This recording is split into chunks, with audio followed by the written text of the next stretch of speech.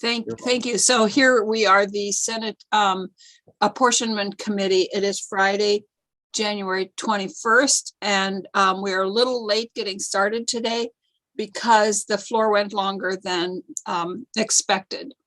So I think what we're going to do today, and I apologize, I don't know that we'll get to much to the reports or the maps, which we were thinking about doing today, because we have a bill was referred to us yesterday, and it is extremely important that we get that bill voted out. So I'll let Representative Gannon talk to us about that, present it to us, and tell us why it's important and why we're rushing it through like this. So Representative Gannon, if you want to take it away.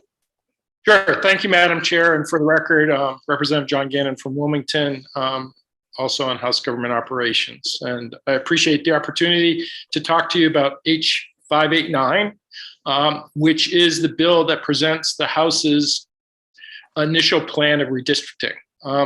This is a process that the House has followed since Vermont was required to redistrict in 1965. It's my understanding that initially from 1965 to 1992, this two-bill process, and that's what it is, it's a two-bill process. We have an initial plan, which is what we have in 589, and then we'll have a final redistricting plan later.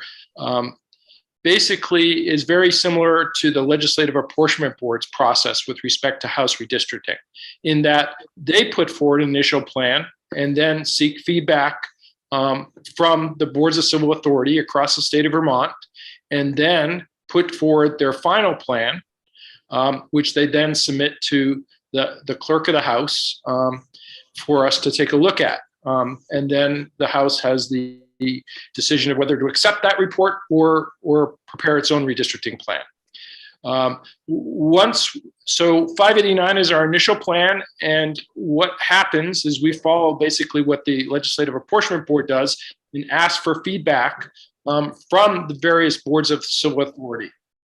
What is slightly different is that in our initial plan, and if you want to take a look at an initial plan, you can see one in H589 or in 17 VSA 1893, is, for larger districts like Burlington, which will have several members, we don't divide those down to one member or two member districts. And so the process as described in law in 17 VSA 1906A through 1906C allows the boards of civil authority to divide up two-member and multi-member districts into either single member or two member districts, which will then become part of the final plan.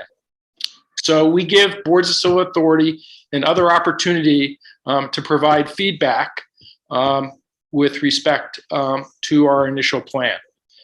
In this case, we chose the LAB's alternative plan to put forward as our initial plan. And the reason we chose to do that was because the majority plan had already received significant feedback from the boards of civil authority. And so we wanted to have the boards of civil authority have an opportunity to look at the alternative plan and provide feedback. However, as the bill was finally passed, and how we've communicated already with the boards of civil authority, we've asked for feedback, not only on the alternative plan, but the majority plan as well. We think this will maximize the amount of input we get and allow us to draw, have as much information as we can to draw our final districts. Yes, Senator Colomar. Thank you, Madam Chair. John, can I just ask two quick questions? What was the committee vote? And in my understanding, if members of the Senate Apportionment Board or committee vote no, all we're really doing is delaying the process. Is that correct? Yes, if you vote no, you're delaying the process. It will have to go back to the House and will come up. The vote in committee on the bill was 11-0-0. The amendment that I put forward, the vote on that was 10-0-1. Thank you. Strong votes out of our committee. And yes, Bobby. Now, I want to get an assurance from John that if we pass this out right away, that he passes ours out right away when he gets our bill.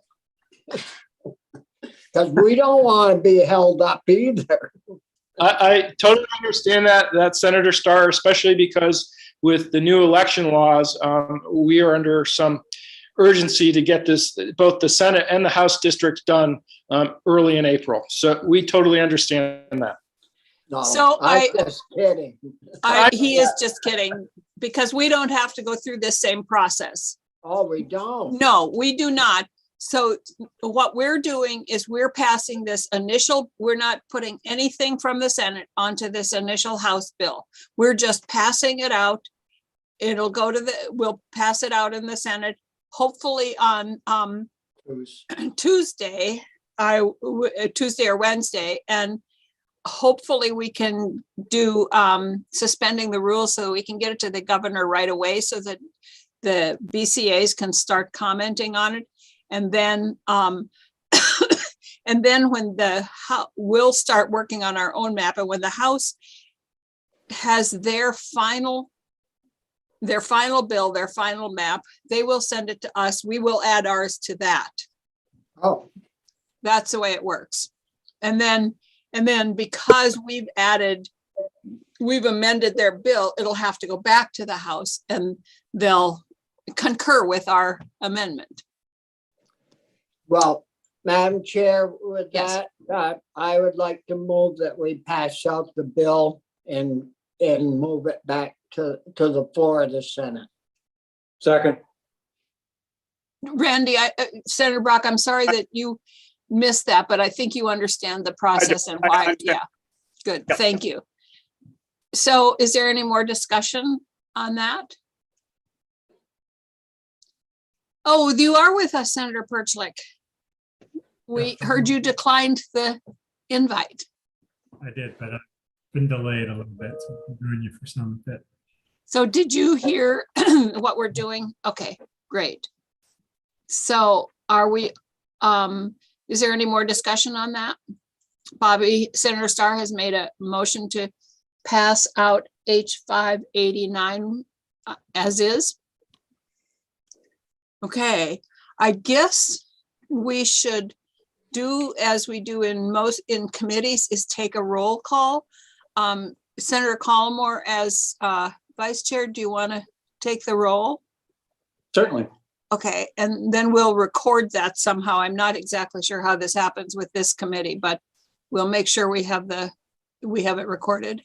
I may not have the ability, I I may can not have record the it on ability there. to alphabetically call up in proper order, but You can call Senator it. Clarkson, Senator Clarkson, Yes.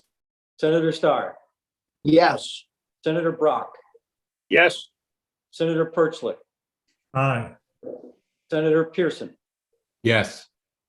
Senator White, Yes, and myself, Senator Collmore, is yes. So it's a 7-0-0 vote. okay, great. Does somebody have the urge to report this on the floor? I think I make you a wonderful job. Were you suggesting Senator Collmore, Senator Starr? I was thinking of the chair. Well, Senator Collmore gives such compelling reports on the floor that I would ask him if he would be willing to do it. Yes. Thank you. Okay, thank you. And thank you, Representative Gannon. Well, thank you for taking this up so quickly. We are at your disposal anytime you want, I think. Okay, thank you. Thank you, John. So I'm committee, not sure that I saw the bill yet anywhere.